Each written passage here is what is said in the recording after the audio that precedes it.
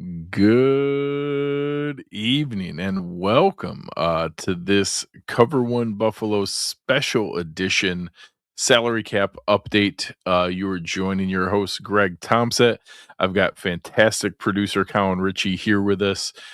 Get your best questions into the chat. I will try to answer as many of them as I can tonight. Um, this show is not our salary cap extravaganza. That's still coming up later this week. I'm going to have lots of guys on from the Cover One staff on to go through our normal salary cap extravaganza with all the fun things we could do. But I want to prep a little bit to get everybody ready and be able to go through what this looks like, what some of the options are, and how we got to this point. So there's a couple things that we're going to start with, and we're going to be able to share of what the actual salary cap is for this year. And I know there's, a handful of different things, but each year, people ask me all the time about what the options are and how to learn more about it and what that timeline is. And one of the first things that always comes up every year is what the salary cap actually is for the season, because there's always projections and obviously great websites like Over the Cap, and a lot of people use Spot Track and other ones to be able to figure out what the actual numbers are going to be, but they're always projections. So when you go to figure out what the salary cap is for this year, one of the big pieces is then looking at, what the exact number is so that we know how much we're going to be able to go through. So this year, one of the easiest ways to look at it was trying to figure out, okay, what actual money do we have, and what is that salary cap going to be for this season? So this year, the cap jumped up. We got a new projection. Tom Pelissaro shared for this year. I'll actually bring the tweet itself up here. The cap is expected to go up from a range of 301 million to 305.7 million. So when you look at those numbers, obviously they're really big numbers. You look at the shift year by year. You can look at how much it goes up overall, but that's about what we expected. That's not like a shocking number. It wasn't a bad number. I'll certainly say that it could have been lower. And I believe that Joe Buscaglia had shared that the Bills were planning on the cap being 295, and maybe I'm gonna say I don't think that's the most likely scenario, is that they were planning on 295, because if it was 295, it would have only gone up by about 16 million, and that would have been one of the lowest increases in a long time. So from 2024, it was at 255.4 million. To 2025, it went to 279. So it went up by 23.8 million, or 9.3%.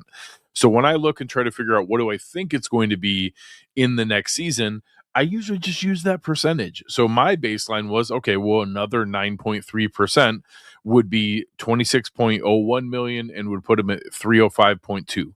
Well, the actual number came out at somewhere between 301 and 305.7. So somewhere between about an 8.5 to a 9.5% increase.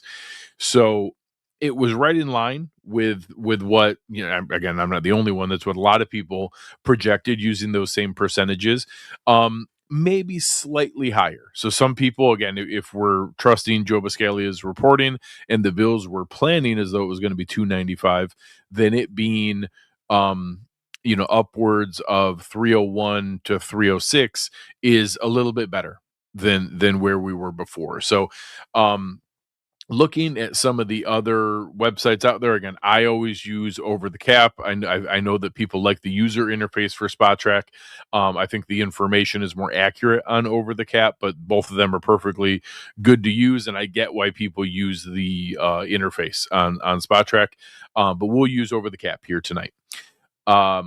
They are, again, this is getting into the sneaky time of year. You get the rule of 51. Again, if you look down here, there's more people under contract, but in the offseason, the NFL only makes you manage to the top 51 contracts. In reality, we have 319 million of cap space. So if it comes in at about 305, 306, we're about 13 million over the cap. During the offseason, Bean's only going to have to work on that rule of 51. So we're about 6 million over the cap right now. So that's right in line. I had us between 11 and 13 million, depending on where the cap came in.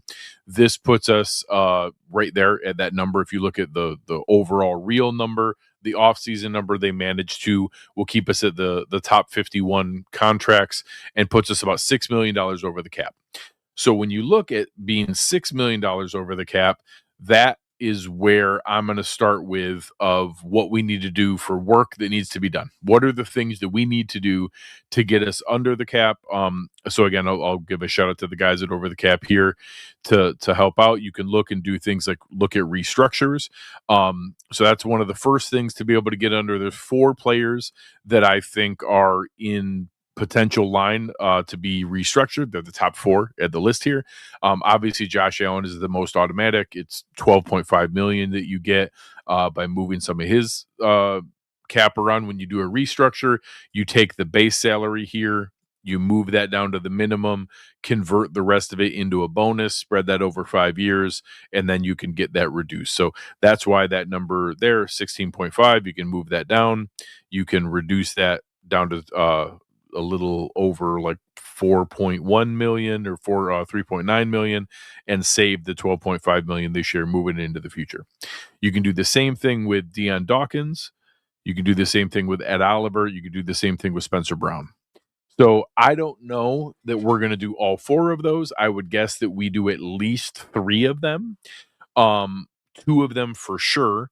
And I always look at who are guys that there's no chance we're going to get rid of the next year. So the 2 that I would be most comfortable with are Josh Allen and Spencer Brown, just because of their age, their importance, the curve of where they're at. I think Ed Oliver is also very, very likely. I don't think Deion Dawkins is someone that we're going to be looking to get out of his contract, but he's at least getting to an age where I'd prefer not to mess around with that deal. So if I was going to hold off and rank them, I'd put Deion Dawkins last on that list, and I would do Josh Allen and Spencer Brown first. I would do Ed Oliver if I needed it. And then Deion Dawkins if a great opportunity came up. Like I know some people in the chat will probably be asking me if we could trade for Justin Jefferson and some other fun and exciting things. But that's the first thing I look for is who are guys who I know are going to be on the team, and wherever I shuffle the money around, it's going to be able to not make a huge difference, but it creates cap space now. So again, at some point, I'd love to stop kicking cans down the road and stop being able to, always play these cap games. But when you have a quarterback making $56 million and $60 million, it's so just a reality of where it is. I brought this up a lot in the Discord channel and with the folks there. The only way for us not to keep kicking cans down the road is if we crush back-to-back drafts. So the reason that the Chiefs and the Eagles were able to play around with some bigger splurge moves is because they had back-to-back drafts where they got almost 10 good starters in 2 drafts, all on rookie deals, having 3 and 4 year windows of their contributions. We need to do that. We need to crush back-to-back drafts. And if we get somewhere 8 to 11 starters out of 2 drafts, all of a sudden that will free up a bunch of money. We'll be able to stop kicking cans down the road, and we'll be able to make some fun splurge moves to go after some bigger fish. But that's what Brandon Beane's got to do. That's if you guys want that to stop kicking cans down the road and stop being able to, figure out some of those options, that's the only way. So root for that, and that'll give us more flexibility in the future. But in the short term, our only option is to kick more cans down the road and figure out where that is. So those are the easiest ones. We do a couple of those ones to start with, but that's what I mean, where right now, we're 6 million to under here. Even if we want to use the total number and we're really 13 million, just doing Josh gets us back to 0. Then doing Spencer Brown gets us at 10 million usable. Say we did Ed Oliver and Spencer Brown, all of a sudden, boom, that's 20 million in usable space. If you use the rule of 51 offseason number, we only need 6 million. So doing 3 of those, all of a sudden you're at a very, very functional number that's super easy to work with. That's 31, 32 million in movement there, and with that negative 6 million starting point, you're creating 25 million in cap space to work with. So let's assume that that's what we do. We get a couple of those, we're already there. A couple of the other things that we look for is, again, the one of the first things I look for here is, are there easy cut options where doing that move saves us money? So there's a couple of things that we can look through here. I know people will look at the cut before June 1st and after June 1st. We'll look at a couple guys where you look at the post June 1st number and like, oh, that looks really intriguing. And people think that the money magically disappears. So one would be Taron Johnson. Post June 1st, you can save $8.6 million. And it looks like it's only $2.7 million. It's because none of the websites, Spotric doesn't do it well. Honestly, I love Over the Cap, but they don't do it very well either. They don't show that money doesn't just disappear.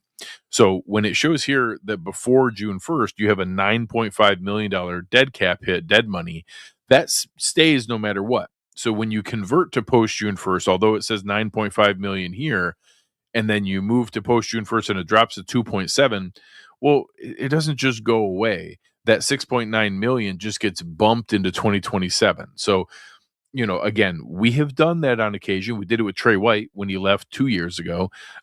You're able to do that. It can create some leverage. So when you see that, two of the guys that I think are the most likely pay cut candidates is that Bean can talk to Taron Johnson and Dawson Knox and say, hey, if we do a post June 1st cut, we can save 12 million in cap. We can save 8.6 million.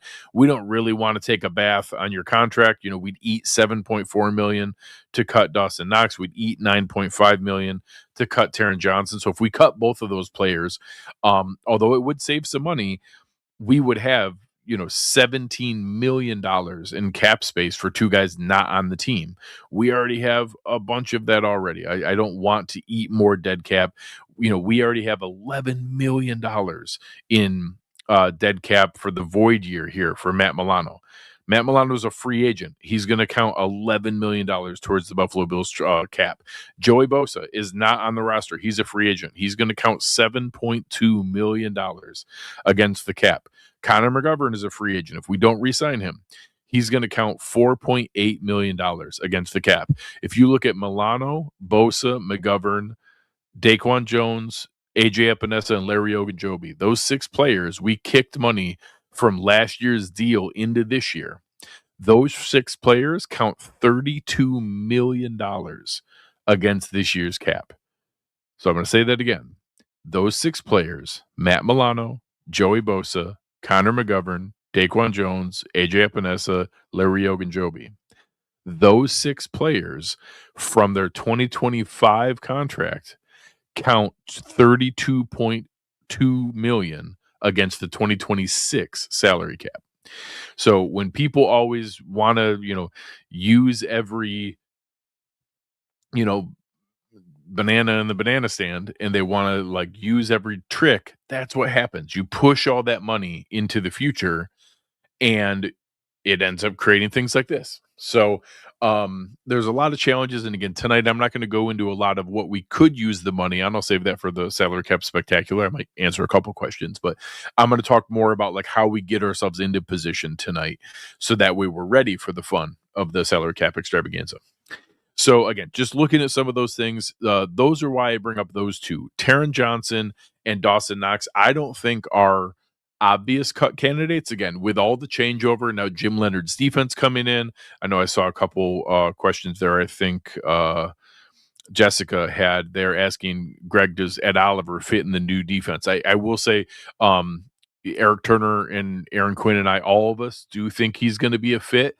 I think that he could fit in a couple different spots depending on alignment, and that people are going to get hung up on the 3-4 versus 4-3. He does use odd fronts with a 5-man front. You don't know which four guys are coming. There's going to be a traditional nose tackle, more of the 5-eye, 3-4 defensive end look. We'll see where they use some of those pieces. I think Michael Hoyt is going to be a really good fit for this. Deion Walker is going to be an awesome fit for this defense. And we think Ed Oliver is going to be really good. I think he's going to end up playing that 3-4 defensive end. structure, and I think his penetration and movement is going to be really, really good there. But we'll see. There's going to be a lot of interesting pieces. I'm curious if they play Gregory Rousseau more like a Calais Campbell as a 3-4 defensive end because of his length and size, or do they try to play him as a big outside linebacker, playing off the edge, setting the edge in run defense? So we'll see where those things play. The initial reports are that Groot wants to play the outside linebacker style of that defense, but some of those pieces is going to be interesting to see. What does Leonard think of like our current linebackers and the guys there? What does Leonard think of some of the other pieces that we have in place? We'll wait and see where that comes from and what he's looking to do, but those are going to be interesting decisions, and they do impact a guy like Taron Johnson. So that's an interesting one here. What does Jim Leonard want in his nickelback? Terran's played much bigger than his size to this point. Does he want that guy to be more of a tweener who's kind of nickel, kind of third safety, and wants more size and run support in that spot? That's going to be similar to some of the questions we see at other spots around there. I think there'll be more change on the defensive side than the offensive side, but that's going to be an interesting question that we're going to go through. So those two are my top two, I think, pay cut guys that you go to them, ask for a little bit of the money back, reduce some of that. Hey, Taron, there's a pretty big salary here. Why don't we drop some of that down, convert some of that into incentives? If you have an awesome season and earn the money back, we're super happy to do that. Same idea with Dawson Knox. Like, help us convert some of this. If you earn the money back, we're super happy to do that. This year in cash, Dawson Knox is set to make $12 million. So, hey, let's take some of that down. Let's convert some of that into an incentive. If you have a great season, you earn the money back. But it helps us out from a cap standpoint and creates some space. And if you play great, we pay you the money anyways. Everybody wins. Same idea. Taron set to make $8.7 million. So that's a little bit less to work with. That's going to be interesting how they structure that, because that's getting closer to what I think Taron might get on the open market. If he were to be released, I think he'd get a contract to go play somewhere else. I'm not sure how much lower than that, maybe $6 million. You convert like 2.7 of that over. We'll see where that one goes. So now we've gone through restructures and pay cuts.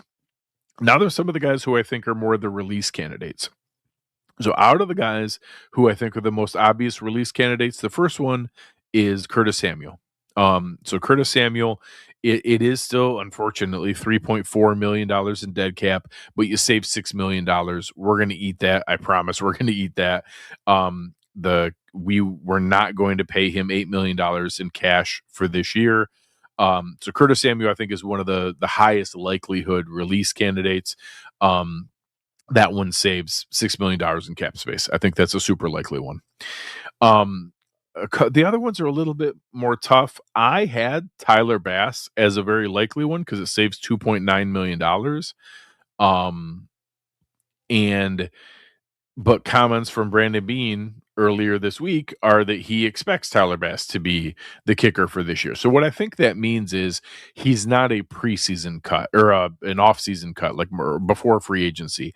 I think that if he doesn't win the job and you convert this over to a post-June 1st cut, they save $4 million on the cap. That's good for in-season flexibility. So if they bring in a UDFA or a draft pick or another kicker and he beats Bass out, then you save that money and you cut him at cutdown day to be able to go that route. So I don't think it's a guarantee that Bass is the 2026 kicker for the season, but Beane's comments obviously make it likely that he's going to compete for that job and, is going to be a piece of that competition in camp. So I don't think he's going to be cut beforehand to create cap space, but that is one I had documented earlier. And we'll see where that ends up taking us. Another one that's kind of controversial and will probably be pretty much just up to Jim Leonard is, does Taylor Rapp fit in his defense? So right now, this is a pretty easy one on paper. It's only $600,000 in change in dead money, and we save a little over $3 million if we release him. From a cash standpoint, he's set to make 3.335 or 3.35. So not a ton of money. It's not like that's super expensive. So if he can compete for a starting spot, say with like a third round pick at safety, and that's the competition is Cole Bishop on one side and Taylor Rapp versus a third round pick on the other side. I don't hate having that, whether Rapp is the third safety. Maybe he's the one who pushes Taron Johnson for that nickel overhang third safety spot.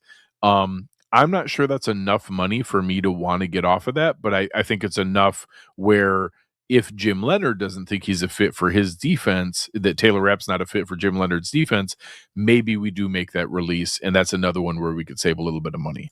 So that's one where the contract is there, but really it's going to depend where Jim Leonard's head is at for that spot. One that I really don't like, but the contract is there, is Ty Johnson. So I like Ty Johnson. I'd really like to keep him. We're about to pay him $2.5 million in cash. His cap number is 3.275 because we deflated some of it last year. It's really 2.5 million a year, but we had it lower last year to help create cap space, so it's a little bit higher this year. If we cut him, we eat about 820,000 in dead cap, and we get about 2.4 million in cap savings. Again, super similar to Taylor Rapp. I don't think it's crazy. I think that that's a number that will be debated, but I don't think it's obvious. I don't think that's one where like, oh, for sure we're going to cut him because he's pretty good, and that's probably about how much he'd get paid. So it depends how much do they like Frank Gore Jr., how much do they like what we saw, obviously from Ray Davis. Do they want to have a little bit more expensive second, third running back? There were times where it seemed like Ty Johnson was the second running back and took that over from Ray Davis. Again, what do they think of Frank Gore Jr.? Do we draft a guy on day 3? That's going to be an interesting one here. I don't think it's an automatic, but the contract is close enough where I could see it being a factor. Some of the other ones, I know some people in the chat and others have asked about Deion Dawkins. Like, there's not a good way to do anything with Deion's contract, and I think he's still a part of this team. Heck, I think there's a pretty good chance he's going to win NFL Man of the Year coming up here at NFL Honors the night before the Super Bowl. Again, it costs us more to cut him than for him to be on the team. So his cap hit is 24 million. If we cut him, the dead cap is 26.7 million. I do know that it's not crazy to trade him, but that doesn't help us either. It costs us more to trade him than just to keep him. Technically, if you traded him post June 1st, you could kick a bunch of that into 2027, but it's still a huge dead cap. It's $26 million to be able to do that. So I know some people weren't excited about his season. I don't think it was his best season, but he was still very, very good. And he's still going to be a part of this team. I will be shocked if they move on from him. But in theory, there are guys like Deion Dawkins, Gregory Rousseau, Ed Oliver that if they wanted to make a big splashy move, they could trade those guys, but they'd be trading them for the draft pick, not for the cap space. It does not create cap space to trade those guys. It actually, some of them, it costs more to trade them than it is to keep them, like Stephon Diggs, where trading them didn't help the cap at all. It was just to get him off the team. So I don't think we have any like problem guys like that, but those are guys that probably would get a good draft pick back. It just depends on what it is. The one that's the hardest is Josh Palmer. If we could trade him, there's some savings to be had. You would save 5.3 million in cap space. We'd still eat 6.4 million in dead cap. But if we found a team that wanted to trade for Josh Palmer, I think that could be a possibility. We'll see where that goes. For this, cutting him doesn't do anything. We're going to pay the exact same amount of money whether he's on the team or not. So that's not the path. We're not going to cut him. We can hope that the high ankle sprain was more impactful than what we realize, and that maybe he's more ready to contribute, but we'll see where that goes and go from there. The cutting is not an option. If we found a team that want to trade for him, I think we would offload him and just take our medicine and take the 5 million in cap space, but I'm not expecting a ton from there. So those are the obvious ones. There are some other pieces here. Could there be some surprises with the new coaching staff and players that maybe Joe Brady doesn't value as much, or that Jim Leonard doesn't see as a fit? We'll see where that goes. I think that there are a lot of things on the table that maybe we haven't expected from years past. because of the way that this is set up and how we have the pieces in play. But we'll see what they do for this year and if they make that a bigger shift or change because of the McDermott being gone and some of the changeover in the staff. Does Pete Meyer like different offensive linemen, and that's a reason that maybe we see Cedric Van Granger at center and Alec Anderson versus Tylen Grable for the left guard spot, and we let both McGovern and David Edwards walk. I don't know. We'll see where that goes. So again, I just wanted to kind of talk through some of those things. I'm going to bring Colin Ritchie up here in a second to ask some of the questions from the chat. We'll go through a few of those things. I'm going to save a lot of that for the salary cap extravaganza of what we do with the money and whether we can go do anything fun. But just wanted to give everybody a quick update so they can see some of the options that we have, how we can create some space. I've done a couple there where if we cut Curtis Samuel, Tyler Bass, Taylor Rapp, Ty Johnson, we get a pay cut from Taron Johnson to Dawson Knox. We trade, I didn't even count trading Josh Palmer. We do some of the restructures. I can create like $60 million in cap space and go spend a bunch of money. So it's very, very doable. Another tab that I sometimes show here is pretty much every team can create as much cap space as they want to. There's not like a ton of restrictions for it because so many things can be restructured. The Bills, if they want to, and want to restructure, just simple restructures, nothing crazy, just do the simple restructure on every available option, can create $74 million in cap space. If they do the maximum restructure, they can create $89 million in cap space, but so can every other team. So that's when people always ask, like, oh, could they do this? I'm like, any NFL team can make one big move happen if they want to. If you have a chance to get, I know I get asked about Justin Jefferson a lot. If you have a chance to go get him, you can figure it out. You can make that work. You can restructure enough things, get him in, sign him to an extension, or restructure his deal, and then use that space to be able to make the rest of the year's contracts work. But they have plenty of options if they want to. That does kick every can down the road and make it way more complicated in the future, but at least gives you some of the options of what's there. All right, let's bring Colin up here. I'm going to answer a couple quick questions, then we'll get out of here and let everybody get on with their night. Colin, how we doing, sir? Doing great, Greg. I love this time of year going through all the salary cap modifications, the different moves Brandon Beane can do, the different levers he can pull, and then obviously scouting the other 31 teams, seeing what free agents are coming up in this cycle to see who could be the newest member of the Buffalo Bills. Yeah, I'm excited. We'll do a lot of fun on Thursday night with the salary cap extravaganza. But what are some of the questions we got here tonight? So we have Arthur asking, I'm curious if the Bills will attempt to claw back some of the Darius Slay signing bonus that would add $4 million to their cap. Do you see an avenue where the Bills get any financial reprieve for that whole mishap with Darius Slay? My gut is that them making him just sit and not be willing to let him go play for the Eagles was the penalty. Technically, they can go back after money that was paid by a different team, which is super weird, but they did claim that contract. And I think that's a kind of a taboo area with the agent and the other teams, but in theory, I think they could. My gut is that making him just sit and not be able to play for the Eagles was them proving their point. I would be surprised if they went back after money for a guy, especially if they went back after money that they didn't pay.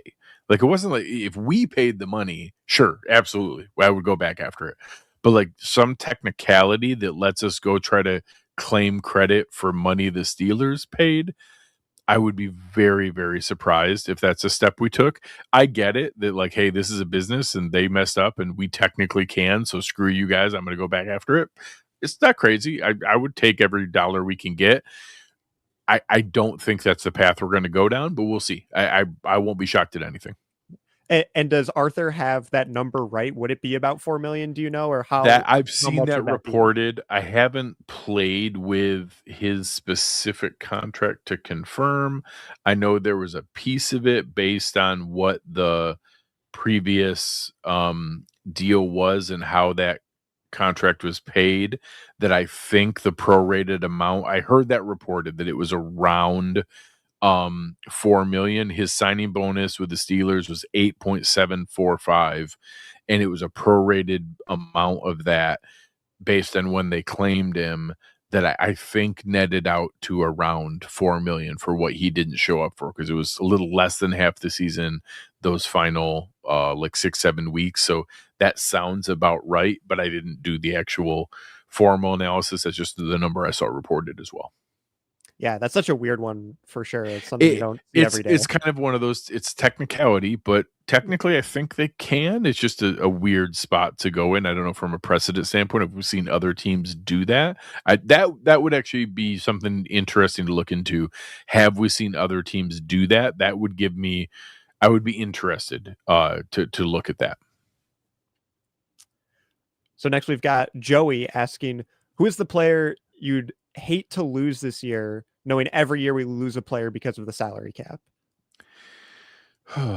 So the hardest part is with the changeover of losing Aaron Cromer. I'm really excited that we got a very respected offensive line coach, actually a guy who used to work um with Aaron Cromer and had produced good results without like elite investment and talent. So I'm pleased there, but losing both David Edwards and Connor McGovern and hoping that Cedric Van Pran Granger is ready to step into center and that a draft pick or competition with Alec Anderson and Tylen Grable are ready there.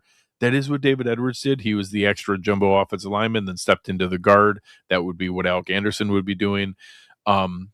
I think that's better than a lot of teams when they have two starters leave. That's way better than a lot of teams are in those scenarios, but I'm not 100%. I'm not for sure that that's exactly what I want to see them do, but that would be my biggest concern is losing two interior offensive linemen with how good the run game was, protection for Josh Allen. That would be my biggest concern. Yeah. Our new offensive line coach, I believe, is from the Steelers, and he Yeah. at least has a good resume from what he did with Pittsburgh. So that hopefully gives you a little bit of optimism as well with the potential moving pieces in the interior of that offensive line. Yeah, I mean, I wasn't terribly familiar with him previously, but being able to have, I know a lot of guys think highly of Pat Myers, so um, we'll see where that goes. And he's had a good track record again without like a bunch of first round picks that from that standpoint. Joey asking another question too. Who's your cut no matter what player? Is this Curtis Samuel? Did you answer this already on the Yeah, stream? I think Curtis Samuel is the most obvious. So we have James Leclerc asking just a basic salary cap question for you. Are void years and dead cap the same thing? So they're not the same thing, but one causes the other. So when you get dead cap means salary cap that you've paid the cash for but haven't accounted for yet. So think about it as credit card spending. You've bought the thing, but you haven't actually paid the money for it yet. So that's what dead cap is. Dead cap is I already gave a player cash. I used a salary cap trick like a prorated option bonus or signing bonus, and then haven't accounted for that yet. They haven't, so I gave a guy $10 million, but I only accounted for 3 million in the salary cap, and I pushed 7 million into the future. And now that guy left and I still owe the 7 million. I haven't accounted for it yet. That's the dead cap. That's usually done by spreading it out on via void years or through void years. So void years create dead cap, but they're not technically the same thing, but that's how you get to it. You get to dead cap because of void years. Douglas asking, do you have a total for how much the player incentives that hit this year add to the cap total? I know there's a nuance too with likely to be earned versus unlikely to be earned. Is that something you have anywhere close to finding for the viewers? I have seen that reported as like a net, I mean, positive for the players, negative for the team. 3 million and change was achieved incentives of the net out of incentives that we thought players would hit and they missed, or ones that wasn't accounted for yet because they were unlikely to be earned and they ended up achieving them. Players achieved 3 million more than what they lost out on. So it took up about 3 million and change more in cap space. We have Jason asking, any players we could trade for picks to save on cap? Not to save on cap. It would just be to get the draft pick. Anyone who's worth, I'm short of thinking we're going to get a great draft pick for Josh Palmer or Curtis Samuel. Like, I don't think that's what we're going to get.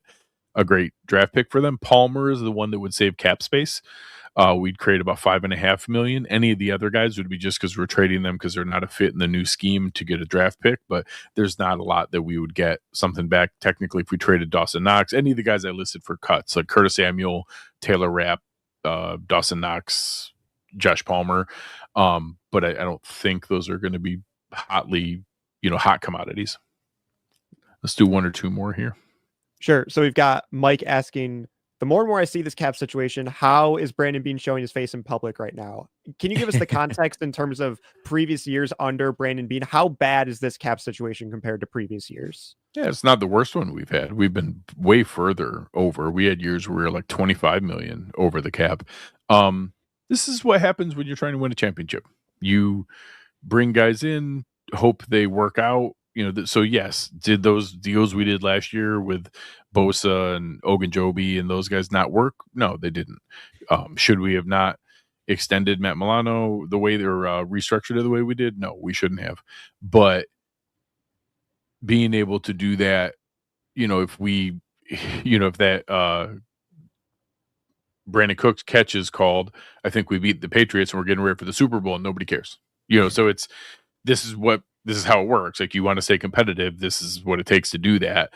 And it's the exact same thing. The Eagles are in way worse shape than we are, and they got eliminated earlier than we did. It's what happens. Like, you try to go all in. They had a ton stretched out into the future, and now they're going to kind of figure it out and see where those things go. Yeah, good teams have good players that you pay a lot of money to. Yeah, that's you want the teams that have a ton of cap space, the teams with no good players, because they need good players. I've got a ton of these. Josh Palmer and 2 firsts for Justin Jefferson, who says no. I'm pretty sure the new GM of the Vikings is the one that says no. But I will say, anytime you have a new GM, issues with the quarterback, a bunch of turnover, bad draft picks, you got to call. You got to make the phone call and check. I know he has a great relationship with Joe Brady. He said a lot of nice things about him. I don't think the Vikings are going to trade Justin Jefferson, but you have to make the phone call and check. And I would give up stupid amounts of things to go get him, and you'd figure it out. It would not be great for the salary cap, but you'd figure it out. Anytime you have a chance to get a guy like him, you try to figure it out. We'll do one last one here. Extend tourist or trade for draft picks. I do not like the idea. I get the idea of, hey, don't let him leave for nothing. One, he's not a free agent. We have him, under contract for next year. You could let him leave and get a comp pick. Would you get more in a trade than him leaving for a comp pick? I don't know. But I hate the idea of losing all 3 interior offensive linemen out of some like desire to manage assets. So I would rather let it play out and figure it out. I don't think he's going to get quite as much money as people are afraid of. People are talking about like 25 million. I think he could be like a high teens kind of thing, 16, 17, 18 million. So it depends on the money. If we figure out a way to do that, I think that's the better path. Yeah, the problem with that is the last couple of years, the guard market has become super saturated, and mid-level starting guards are making $20 million a year now. I'm curious because I know a lot of that is guys that are perceived as better pass blockers than he is. So We'll see where that goes. If he's going to get that much money, yeah, maybe you do have to consider it. I would be very hesitant to trade out all 3 interior line spots. And just roll the dice that we can protect Josh Allen. All right. We appreciate it, guys. Again, make sure you check out our salary cap extravaganza this coming Thursday. We'll play around with all kinds of fun ideas like this. We'll entertain all the different ones. I'll give the guys tons of leeway to get creative with different things here, but just want to talk through some things tonight to be able to share what the options are and what things we can do, and then we'll kind of talk through all the fun of what's coming up here. But on behalf of fantastic producer Colin Ritchie, all the guys here at Cover One, you have been listening to this Cover One salary cap update, and we are out.